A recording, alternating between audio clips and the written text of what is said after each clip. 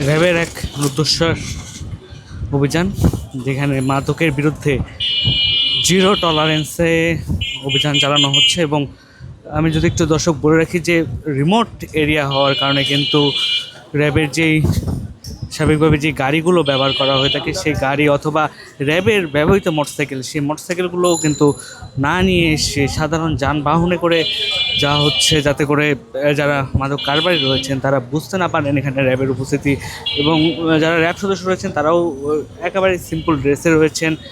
কোনো র্যাবের যে ড্রেস অথবা ওয়েস্ট কোট সেগুলো কিন্তু রাখা নেই, তবে তারা ওয়েস্ট কোটটিকে পকেটে রেখে কিন্তু এগিয়ে চলছেন। এবং একই সাথে যদি বলি যে রুদ্ধশ্বাস এক অভিযান কিন্তু পরিচিত হচ্ছে। আমরা এর আগে দেখেছি যে একটি রিক্সা গ্যারেজ এবং বস্তি এলাকা যেটি ঝিলপাড়, সেই জায়গায় যেমন র্যাব অভিযান যাচ্ছিল, এখন কিন্তু কয়েকটি রিক্সা যোগে তারা আরেকটি স্পটের দিকে যাচ্ছেন। আমরাও আমাদের ক্যামেরা কিন্তু তাদেরকে সেই দিকটিতে অনুসরণ করছে এবং আমরাও কিন্তু একইভাবে রিক্সাতে করে তাদের সাথে তাদের পথ অনুসরণ করছি। আমরা দেখতে থাকবো যে র্যাবের এই অভিযান পরিচালনা এবং র্যাবের যে জিরো টলারেন্স মাদক দ্রব্যের নিয়ন্ত্রণের ক্ষেত্রে, সেই বিষয়টিও কিন্তু আমরা দেখতে থাকবো। দর্শক আমাদের সাথেই থাকুন।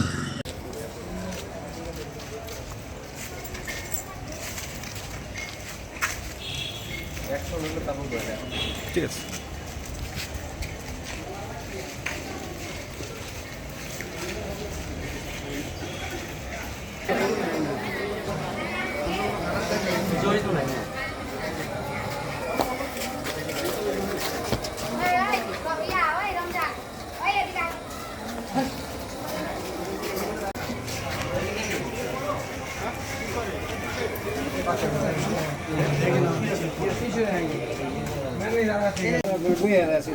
কে বসেছিল? বসে কি করতেছিল? বেচছিল কিছু? এখান থেকে আরেকটা দেখি, এগুলো রাখেন না?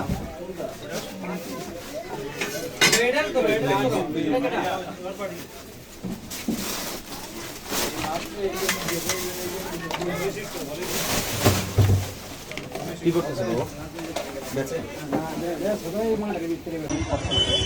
একাধিকবার গ্রেপ্তার হয়েছে, কিন্তু আদালত থেকে জামিন চলে আসে। এসে আবার ওই ব্যবসায় করে। আবার